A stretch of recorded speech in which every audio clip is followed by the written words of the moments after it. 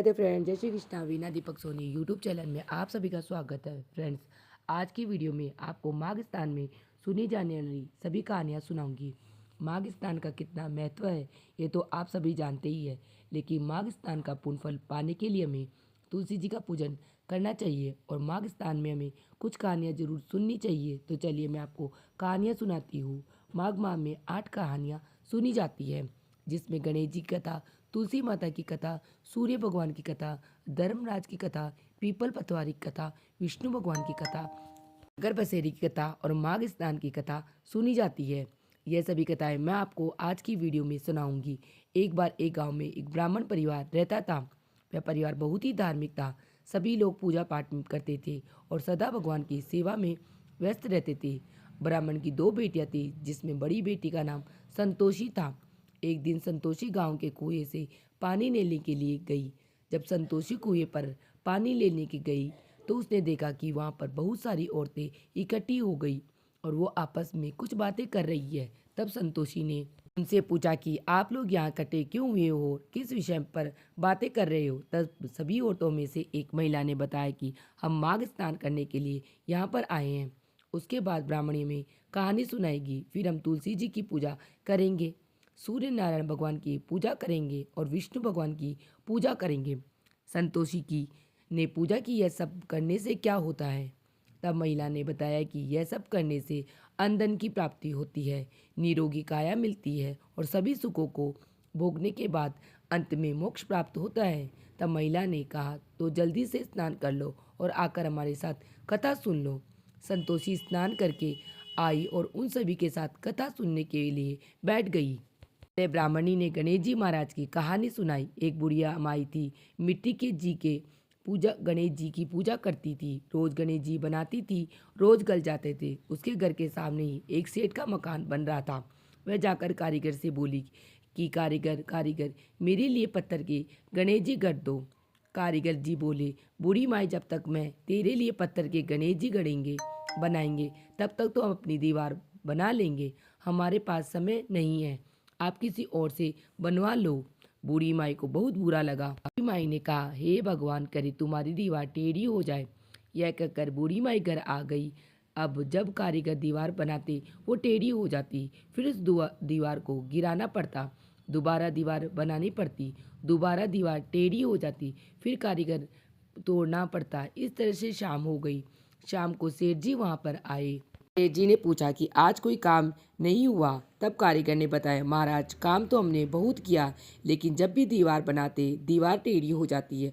और कारीगर ने बूढ़ी माई की सारी बात सेठ जी को बता दी। सेठ जी बोले, मुझे बूढ़ी माई के पास ले जाओ। कारीगर सेठ जी को बूढ़ी माई के पास ले गए। सेठ जी ने बूढ़ी माई से कहा, हे बूढ़ी माई, हम तुम्हारे पत्थर के नहीं सोने के गणेश जी बना देंगे, आप हमारी दीवार सीधी कर दो। ये सुनते ही गणेश जी ने सेठ जी की दीवार सीधी कर दी। सेठ जी ने बूढ़ी माई के लिए सोने के गणेश जी बनवाए और अंधन लक्ष्मी दिया। हे गणेश जी महाराज, जिस तरह आपने बूढ़ी माई पर अपनी कृपा दृष्टि दिखाई, उसी तरह इस कहानी को कहते सुनते पुकार बढ़ते हम सब पर अपनी कृपा दृष्टि बनाए रखना। तुलसी माता की कहानी। एक बार एक बुढ़िया माई थी, तुलसी जी की सेवा करती थी। तुलसी जी को जल सींचती, दिया जलाती और पूजा करती और तुलसी जी को कहती, हे तुलसी माई, बहू दे, पीले रंग की धोती दे, मीठा मीठा घास दे, वैकुंठ को वास दे, चटक की चाल दे, अच्छी अच्छी मोद दे, चंदन का काट दे, अच्छा सा राज दे, दाल भात का खाना दे, 11 का दिन दे, गणेश जी का कांदा दे। तब तुलसी माता को यह बात सुनकर सूखने लगी। तो भगवान ने कहा, हे तुलसी जी, तुम सूख क्यों रही हो। तुलसी माता ने कहा, मेरे मन की बात मत पूछो। तब भगवान ने कहा, अगर मैं ये बात नहीं पूछूंगा तो कौन पूछेगा। तब तुलसी माता ने कहा, एक बुढ़िया माई रोज आती है और यह बात कहकर चली जाती है, परंतु मैं सब चीज़ें उसे दे दूंगी, लेकिन मैं कृष्ण जी का कांधा कहाँ से दूंगी। तो कृष्ण भगवान बोले कि जब वह मरेगी तो मैं जाकर उसे कांधा दे के आऊँगा। तो बूढ़ी माई को कह देना, बाद में बूढ़ी माई मर गई। सारे गांव वाले इकट्ठे हो गए, बूढ़ी माई को ले जाने लगे। तो बूढ़ी माई इतनी भारी हो गई कि किसी से नहीं उठी। सब ने कहा, वैसे तो इतना पूजा पाठ करती हो, पाप नष्ट होने की माला फेरती हो, फिर भी भारी हो गई। बूढ़े ब्राह्मण के वेश में भगवान श्री कृष्ण आए और सबसे पूछा कि यह भीड़ क्यों लगी है। तब एक आदमी ने कहा कि बुढ़िया माई मर गई है, पापनी थी, इसीलिए किसी से नहीं उठ रही है। भगवान श्री कृष्ण ने कहा, मेरे को एक बात इनके कान में कहने दो, यह उठ जाएगी। तो भगवान ने कान के पास जाकर कहा, हे बूढ़ी माई, मन की निकाल ले, पीताम्बर की धोती ले, मीठा मीठा ग्रास ले, वैकुंठ का वास ले, चटक की चाल ले, चंदन की काट ले, झालर की झलकार ले, दाल भात का जीम ले, कृष्ण का जी का कांदा ले। फिर यह बात सुनकर बूढ़ी माई हल्की हो गई। भगवान जी ने अपने कंधे पर लेकर गई। आखिर में उसे मुक्ति मिल गई। हे तुलसी माता, जैसे आपने बूढ़ी माई की मुक्ति करी, वैसे इस कहानी को कहते सुनते उकारा भरते हम सबकी मुक्ति करना, सबको वैकुंठ का निवास दिलाना। जय तुलसी मैया। एक बार एक बूढ़ा ब्राह्मण था। वह भगवान सूर्य नारायण की पूजा करता था। भगवान सूर्य नारायण को जल सींचता था, उनकी पूजा आराधना करता था और सारा दिन भगवान की सूर्य नारायण के ध्यान में ही मग्न रहता था। काम काज कुछ नहीं करता था, उसे कमाना आता ही नहीं था। ब्राह्मणी बहुत ज़्यादा परेशान थी। कमाने के लिए कहती तो ब्राह्मण कहता कि मुझे कमाना आता ही नहीं। आसपास के लोग भी उसे ताने देते थे, काम दाम कुछ करता नहीं, सारा दिन माला जपता रहता है। सबके तानों से परेशान होकर वह एक दिन अपना लोटा और अपनी माला लेकर घर से निकल लिया। घर से निकलने के बाद वह सीधा जंगल में गया। जंगल में उसने देखा कि एक तालाब सूखा पड़ा है, थोड़ा सा ही पानी है। तालाब के किनारे पीपल का पेड़ था जो सूख गया था। ब्राह्मण जाकर पीपल के पेड़ के पास ही रहने लगा। वह रोजाना सूर्य भगवान को अर्घ सींचता। तालाब में जो थोड़ा सा पानी था, उसी में से एक लोटा पानी लाता, अर्घ सींचता। जैसे ही जल सींचता, उस जल का पानी पीपल की जड़ों में जाता और बाकी पानी बहकर तालाब में चला जाता। देखते देखते पीपल हरा होने लगा। तालाब पानी से भर गया। पीपल के पेड़ से आवाज आने लगी। सुबह जब ब्राह्मण देवता सूर्य नारायण भगवान की पूजा करते, जल सींचते, उसके बाद पीपल से आवाज आती कि हे ब्राह्मण देवता, मांगो, क्या मांगना चाहते हो। ब्राह्मण देवता ने सोचा कि पीपल में किसी भूत पिशाच का निवास हो गया है और वह ब्राह्मण डरने लगा के मारे सूखकर दुबला पतला हो गया। ब्राह्मणी कभी कभी ब्राह्मण देवता का हालचाल पूछने के लिए वहां पर आ जाती थी। तब ब्राह्मणी आई तो ब्राह्मणी ने कहा, हे ब्राह्मण देवता, आप इतने दुबले पतले कैसे हो गए। तब ब्राह्मण ने पीपल से आवाज़ जो आती है उसके बारे में सारी बात बताई। ब्राह्मणी ने कहा, यह सूर्य देवता की आवाज़ है। अब की बारी जब सूर्य देवता आपसे पूछे कि आपको क्या क्या चाहिए तो अन्न धन बेटे पोते लक्ष्मी सब मांग लेना। ब्राह्मण ने कहा, ठीक है। अगले दिन जब ब्राह्मण ने सूर्य भगवान की पूजा की, उसके बाद पीपल से फिर से आवाज़ आई कि मांगो ब्राह्मण देवता, क्या मांगना चाहते हो। तब ब्राह्मण ने कहा, हे भगवान, अगर आप मुझ पर प्रसन्न है तो मुझे अन्न धन लक्ष्मी बेटे पोते घर बार सब दे दो। सब सुनकर सूर्य भगवान बोले, हे ब्राह्मण देवता, मैं तो आपको बहुत सीधा मानता था, आपने तो सारी चीज़ें मांग ली। ब्राह्मण सूर्य नारायण ने कहा कि जो जो तुमने मांगा है वो सभी मैं तुम्हें दे देता हूँ। इसके बाद ब्राह्मण देवता दोबारा से अपनी पूजा में लीन हो गए। रोजाना वो उसी तरह से पूजा कर रहे थे। एक दिन ब्राह्मण देवता ने सोचा कि चलो नगर की तरफ देखता हूँ, घर की तरफ देख के आता हूँ कि घर परिवार कैसा है। तब तो वो घर के पास गए तो उन्होंने देखा कि वहाँ पर जो महल बन गया है, महल के छज्जे पर ब्राह्मणी बैठी हुई थी। ब्राह्मणी ने जब देखा कि नीचे गली में ब्राह्मण देवता आए हुए हैं तो बच्चों से कहकर उन्हें अंदर बुलवाया। अंदर बुलाने के बाद ब्राह्मणी ने बताया कि हे ब्राह्मण देवता, ये सूर्य नारायण भगवान की कृपा है, आपकी पूजा का ही फल सूर्य नारायण भगवान ने हमें दिया है। यह जानकर ब्राह्मण बहुत खुश हुआ।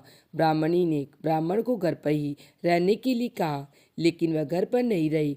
वापस जंगल में उसी पीपल के पेड़ के नीचे जाकर बैठ गई और सूर्य भगवान की आराधना साधना में लीन हो गए। हे सूर्य भगवान, जैसे आपने ब्राह्मण पर अपनी कृपा दृष्टि बनाई, उसी तरह से इस कहानी को कहते सुनते हुकारा बढ़ते हम सब पर अपनी कृपा दृष्टि बनाए रखना। राज की कहानी। एक बूढ़ी माई थी, वह व्रत नियम बहुत रखती थी। एक दिन भगवान के घर से यमदूत लेने आए। बूढ़ी माई यमदूत के साथ चली गई। आगे गहरी नदी बह रही थी। बूढ़ी माई डूबने लगी। तब यमराज जी ने पूछा, माई गाय ध्यान की हुई है क्या? तब बूढ़ी माई ने मन में गाय माता का ध्यान किया तो गाय माता प्रकट हो गई। गाय की पूंछ पकड़कर बूढ़ी माई नदी पार करके चली गई। आगे गई तो काले कुत्ते खाने के लिए दौड़े। तब यमराज जी ने कहा, बूढ़ी माई, काले कुत्ते को रोटी दी थी क्या? बूढ़ी माई ने मन में कुत्ते का ध्यान किया तो कुत्ते वहां से चले गए। आगे चली तो काले कोए बूढ़ी माई के सिर में चोंच मारने लगे। अभी यमराज जी ने कहा कि बूढ़ी माई ब्राह्मण की बेटी के सिर में तेल लगाया था या नहीं।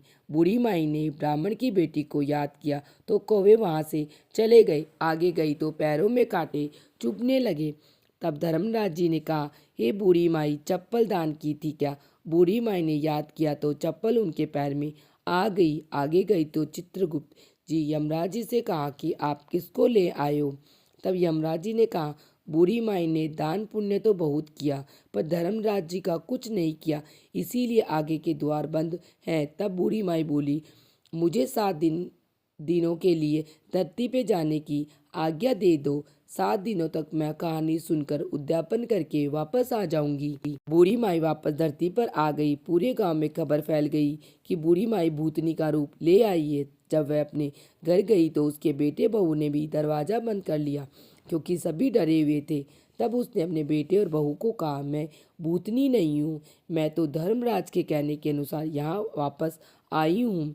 वापस आकर मैं नियमानुसार धर्मराज की कहानी सुनूंगी और उसका उद्यापन करूंगी। उसके बाद मैं परलोक चली जाऊंगी। यह सुनकर बेटे बहू ने उद्यापन की पूजा सामग्री लाकर दे दी, लेकिन कहानी का हुकारा नहीं भरा। तब बुढ़िया माई पड़ोसन के पास गई और कहानी सुनने के लिए कहा। पड़ोसन ने कहानी सुनी और कहानी का हुकारा भरा। बूढ़ी माई ने 7 दिनों तक कहानी सुनाई और 7वें दिन कहानी सुनने के पश्चात उद्यापन किया, सभी सामान दान कर दिया। तब धर्मराज जी ने बूढ़ी माई के लिए विमान भेजा।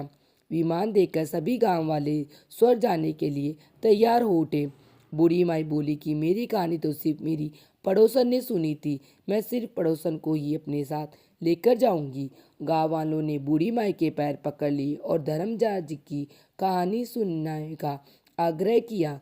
कहानी सुनने के पश्चात सभी गांव वाले विमान में बैठकर धर्मराज जी के यहाँ स्वर्ग में पहुंचे। धर्मराज जी ने कहा, मैंने तो सिर्फ बूढ़ी माई को लाने के लिए कहा था, आप सभी गांव वालों को क्यों ले आए? तब बूढ़ी माई बोली कि हे धर्मराज जी, इन सभी ने मेरी कहानी सुनी है, इसीलिए इन सभी को कहानी का आधा पुण्य फल मिलता है। तब धर्मराज जी ने सभी गांव वालों को स्वर्ग में वास दिया। धर्मराज जी जैसे अपने बूढ़ी माई पर कृपा दृष्टि बनाई, वैसे ही इस कहानी को कहते सुनते हुकारा बढ़ते हम सब पर अपनी कृपा दृष्टि बनाए रखना। पीपल पतवारी की कहानी। एक गुजरी थी, उसने अपनी बहू से कहा, तू दूध दही बेच कर आ। तो अब वह दूध दही बेचने के लिए चली गई। रास्ते में उसने देखा बहुत सारी औरतें पीपल सींच रही है, तो वह भी वहीं पर बैठ गई और औरतों से पूछने लगी कि तुम क्या कर रही हो? तब औरतें बोली कि हम पीपल पतवारी सींच रहे हैं। मैंने पूछा कि इससे क्या होगा? तब औरतों ने जवाब दिया, इसके करने से अंधन मिलता है, वर्षों का बिछड़ा हुआ पति मिल जाता है। उस गुजरी ने कहा कि तुम तो पानी से सींच रही हो, मैं दूध दही से सींचूंगी। उसकी सास रोज कहती, दूध दही बेचकर पैसे लेकर आ। तो उसने कहा कि जब महीना खत्म हो जाएगा उसके बाद मैं आपको पैसे ला कर दूंगी। ऐसे करते करते पूरा महीना खत्म हो गया। पूर्णिमा के दिन से गुजरी बहू पीपल पतवारी के पास धरना देकर बैठ गई। पीपल ने पूछा कि तू क्यों यहाँ पर पड़ी है? उसने कहा कि मेरी साथ दूध दही के पैसे मांग रही है। पीपल ने कहा, मेरे पास पैसे नहीं हैं, ये बाटे डंडे पान पटूरे पड़े हैं, यह ले जाकर गुल्लक में रख देना। जब सास पूछा कि पैसे लाई है, तो गुजरी ने कहा, मैंने पैसे गुल्लक में रख दिए हैं। तब सास ने गुल्लक खोल कर देखी तो सास क्या देखती है कि इस गुल्लक में तो हीरे मोती जगमगा रहे हैं। तो का तो धन बन गया। सास बोली कि बहू इतना पैसा कहाँ से लाई। बहू ने आकर देखा बहुत सारा धन रखा है। तब गुजरी की बहू ने कहा, सासू जी मैंने तो 1 महीना तक पीपल की पतवारी को सींचा था। मैंने उससे धन मांगा तो मुझे भांडे टंडे पत्ते दिए थे, जो मैंने लाकर गुल्लक में रख दिए और उन्हीं के हीरे मोती बन गए हैं। सासू जी ने कहा कि अब की बार मैं पतवारी सींचूंगी। सासू जी दूध दही तो बेच आती और आकर हांडी ढोकर पीपल पतवारी में चढ़ा देती और बहू से कहती कि तू मेरे से पैसे मांगना। बहू ने कहा, सासू जी बहू जी कभी सासू से पैसे मांगती है कि? तब उसने कहा कि तू नहीं तो मेरे पैसे मांग। तो बहू ने पैसे मांगे। तब सासू जी पीपल के नीचे जाकर धरना देकर बैठ गई। पीपल ने वही डंडे पत्ते पान बाटे उसे भी दे दिए और गुल्लक में रखने के लिए बोल दिया। फिर सासू जी ने दूसरे दिन गुल्लक खोलकर देखी तो उसमें कीड़े बिलाव मकोड़े चल रहे थे। गुजरी ने सासू जी से कहा, सासू जी यह क्या है? सास देखकर बोली कि पीपल पतवारी ने तेरे को तो धन अनधन दिया और मुझे कीड़े मकोड़े दिए। तब सब लोगों ने कहा, बहू तो सत्य से सींचती थी। सासू जी ने तो धन की भूख से सींचा था, इसीलिए पीपल पतवारी माता जैसे बहू को दिया वैसे सबको देना, जैसे सासू जी को दिया वैसे किसी को मत देना। हे पीपल पतवारी सब पर अपनी कृपा दृष्टि बनाए रखना। विष्णु भगवान की कहानी सुनते हैं। एक सेठ सेठानी थे। सेठानी भगवान विष्णु की पूजा करती थी, लेकिन सेठ को अच्छा नहीं लगता था। सेठ ने सेठानी को घर से निकाल दिया। वह चलते चलते जंगल में जाकर पहुंची। वहां 4 आदमी मिट्टी खोद रहे थे। सेठानी ने जाकर पूछा कि भाई मुझे कोई नौकरी दे दो। उन्होंने उसे नौकरी पर रख लिया। मिट्टी खोदने से सेठानी के हाथों में छाले पड़ गए और सिर के बाल उड़ गए। वो आदमी बोले, बहन तुम अच्छे घर से लगती हो, इसीलिए तुम मिट्टी खोदने का काम मत करो, तुम हमारे घर पर काम की कर दिया करो। वह उसे अपने घर पर ले गए और रोज 4 मुट्ठी अनाज लेकर आते थे तो बांट कर खाते थे। सेठानी बोली, कल से 8 मुट्ठी अनाज लेकर आना। अगले दिन वह 8 मुट्ठी अनाज लेकर आई। सेठानी पड़ोसन के घर से आग लेके आई, भोजन बनाया और विष्णु भगवान को भोग लगाया। फिर सबको भोजन परोसा। भाई बोले, बहन भोजन बहुत स्वाद बना है। बहन बोली, भगवान का झूठा है तो स्वाद तो लगेगा ही। उधर सेठ भूखा मरने लगा। तब सब बोले, सेठानी के भाग्य से ही खाया करता था। सेठ सेठानी को ढूंढने के लिए निकल पड़ा। ढूंढते ढूंढते वह उसी जंगल में आ गया। वहां उसने उन्हें 4 आदमियों को मिट्टी खोदते हुए देखा। उसने कहा, भाई मुझे भी नौकरी पर रख लो। वह बोले, हाँ भाई तू भी मिट्टी खोद ले। वह मिट्टी खोदने लगा। उसके हाथे में भी छाले पड़ गए और सिर के बाल उड़ गए। वह आदमी बोले, भाई तू अच्छे घर से लगते हो, तुम मिट्टी मत खोदो, तुम हमारे घर पर काम कर लिया करो। वह उसे अपने घर ले गए। वहां जाकर सेठ सेठानी को पहचान लिया, लेकिन सेठानी ने नहीं पहचाना क्योंकि वह घूंघट में ही रहती थी। ने भोजन बनाया, विष्णु भगवान को भोग लगाया। उसके बाद भोजन परोसा। जब सेठ की थाली में परोसने लगी तो विष्णु भगवान ने हाथ पकड़ लिया। भाई बोले, बहन यह क्या कर रही हो? बहन बोली, भाई मैं तो कुछ नहीं कर रही हूँ, मेरे तो विष्णु भगवान ने हाथ पकड़ लिया है। भाई बोले, हमें भी अपने भगवान के दर्शन कराओ। सेठ जी ने भगवान से प्रार्थना की। विष्णु भगवान ने सबको दर्शन दिए। सेठ सेठानी से माफ़ी मांगी। भाइयों ने बहन को बहुत सारा धन देकर विदा कर दिया। सेठ सेठानी दोनों मिलकर विष्णु भगवान की पूजा करने लगे। उनके घर में अन्न धन के भंडारे भर गए। हे विष्णु भगवान, जैसे आपने सेठानी पर अपनी कृपा दृष्टि बनाई, वैसे ही इस कहानी को कहते सुनते उखारा बढ़ते सब पर अपनी कृपा दृष्टि बनाए रखना। भगवान की जय। जय श्री हरि की। नगर बसेरी की कहानी। एक जाट था, एक भाट था, दोनों गहरे दोस्त थे। जाट चला अपनी बहन के भाट चला अपने सासरे। रास्ते में कुएं की पाल पर दोनों बैठ गए। जाट बोला, नगर बसेरा कर लेते हैं। भाट बोला, मैं तो ससुराल जा रहा हूँ, खूब खातिरी होगी, तू ही कर ले। जाट कुएं की पाल पर बैठकर घंटी पानी और हाथ में चावल के दाने लेकर नगर बसेरा करने लगा। बोला, नगर बसेरा जो करे सोमल गावे पावा। आपसी देरी मेरी माए माँ, मासी द्वारका का नाथ, मीठा मीठा ग्रास वृंदावन का वास, 5 कुलड़ी छठी रास, मेरा जीबड़ा कृष्ण जी के पास। टालू पानी हो जावे, घी झट से निकल जावे, मेरा जी करा करा के चले पड़े। चाट की बहन ने बूरा चावल जमाकर खूब बातचीत के बाट पहुंचा तो ससुराल में आग लग गई। बुझाते बुझाते राख उड़ाते उड़ाते मुँह में हाथ दोनों काले हो गए। ना रोटी मिली ना पानी मिला। पड़ोसन आई बोली, जवाई आया है, उसकी तो पूछ पूछ लो। सासू बोली, क्या करूं मैं, झोपड़ा जल गया। पड़ोसन ने एक रोटी और छाछ दे दी, उसने खा ली। शाम को दोनों दोस्त फिर मिले। दोनों बोले कि क्या बोलूं, क्या बात रही। बाट बोला, मेरी तो ससुराल में आग लग गई, बुझाते बुझाते हाथ भी काले हो गए, मुँह भी काला हो गया, ना रोटी मिली ना पानी मिला।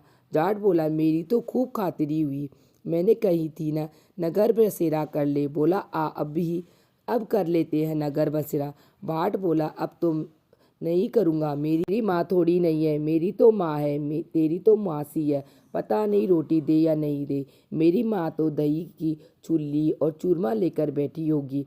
यह कहकर भाट ने नगर बसेरा नहीं किया। जाट ने फिर से नगर बसेरा किया। नगर बसेरा जो करे, मलमल दोवे पाँव, ताता मांडा तापसी, देरी देगी मेरी माँ, माँ देना माँ सी, देगा द्वारिका का वास, मीठा मीठा ग्रास वृंदावन का बांस, 5 कुली जटा रास, मेरा जीबड़ा कृष्ण जी के पास। टालू पानी हो जावे, घी झट से निकल जावे, मेरा जी कहकर चले गया। चल पड़ा। घर पहुँचते ही जाट की मौसी ने बहुत लाड़ चाव किया। बाट घर गया तो उनकी भैंस खो गई। आप एक लाठी लेकर बैठा था, बोला कि ससुराल गया तो आग लग गई, घर आया तो भैंस खो गई। पहले भैंस खोज कर लेके आ, तभी रोटी पानी मिलेगी। सारा दिन हो गया, ढूंढते ढूंढते भैंस नहीं मिली। बाजार में फिर जाट मिला। जाट ने पूछा, क्या खबर है तेरी। भाट बोला कि घर आते ही भैंस खो गई, उसे ही ढूंढ रहा हूँ दिन भर से, रोटियां का तो कोई ठिकाना नहीं। जाट बोला, मैंने कहा था ना नगर बसेरा कर ले। बोला कि अगर तेरे नगर बसेरे में इतना ही गुण है तो अब कर लेते। दोनों नगर बसेरा करने के लिए बैठ गए। नगर बसेरा जो करे, सोमल दोवे पाप, ताता टाम मांडा तापसी, देगी मेरी माय, माय देवसी द्वारका सा नाथ, मीठा मीठा घास वृंदावन का वास, 5 कुटकी जटा रास, मेरा जीबड़ा कृष्ण जी के पास। तालू पानी हो जावे, घी घट से निकल जावे, मेरा जी इन्होंने नगर बसेरा किया। उन्होंने नगर बसेरा किया और आगे चले तो भैंस मिल गई। घर गए तो माँ बोली कि लड़का घर आया है और घर से निकाल दिया, भूखा प्यासा मेरा मर रहा है। खूब अच्छे से अपने बेटे को जिमाया। उन्होंने सारे नगर में ढिंडोरा पिटवा दिया कि जब भी कोई कहीं पर जाए, जाते जाते नगर बसेरा जरूर करे। अब हम सुने माघ स्नान की कहानी। बहुत समय पहले की बात है। नर्मदा नदी के तट पर सुवत नाम की एक ब्राह्मण रहते थे। वह सभी वेद पुराणों के ज्ञाता थे। उन्हें कई देशों की भाषाओं का ज्ञान था और फिर भी उन्होंने कभी अपने ज्ञान का उपयोग धर्म कार्यों के लिए नहीं किया। किंतु धन कमाने में ही गवा दिया। जब वह बूढ़े हो गए तब उन्हें याद आया कि मैंने तो धन तो बहुत कमाया, लेकिन परलोक सुधारने के लिए कुछ भी नहीं किया। यह सोचकर वह पश्चाताप करने लगे और उसी रात को उन्होंने घर में चोरी हो गई। चोरों ने सारा धन चुरा लिया, लेकिन सुवत को इसका कोई भी दुख नहीं हुआ, क्योंकि वह तो परमात्मा को प्राप्त करने के लिए उपयुक्त उपाय सोच रहा था। उपाय सोचते सोचते सुवत को यह याद आया कि माघ स्नान का महत्व अत्यधिक है। माघ स्नान के महत्व के बारे में याद करके सुवत ने माघ स्नान करने का संकल्प ले लिया और अपने संकल्प को पूरा करने के लिए वह निकल गया। 9 दिन तक वह प्रातः नर्मदा नदी के जल से स्नान किया और 10वें दिन स्नान के बाद सुवत ने अपना शरीर त्याग दिया। जीवन भर कोई अच्छा कार्य नहीं किया, लेकिन माघ स्नान करने के पश्चात मन निर्मल हो चुका था। जब उन्होंने अपने प्राण त्यागे तो उन्हें लेने के लिए दिव्य विमान आया और वह स्वर्ग लोक को चले गए। इस प्रकार हमारी माघ स्नान की कथा पूर्ण होती है। अगर आप माघ स्नान कर रहे हैं तो आप माघ स्नान की यह कहानियाँ जरूर सुने, ताकि आपको माघ स्नान का पूर्ण फल प्राप्त हो सके। फ्रेंड्स, ये थी माघ स्नान की सभी कहानियाँ। अगर यह वीडियो आपको पसंद आई है, वीडियो आपके लिए बहुत ही यूज़फुल है, अगर आपके लिए यूज़फुल हो प्लीज़ वीडियो को लाइक कर लेना और मैं चैनल को सब्सक्राइब कर लेना। फिर मिलते हैं किसी और वीडियो में, तब तक के लिए राधे राधे फ्रेंड, जय श्री कृष्णा।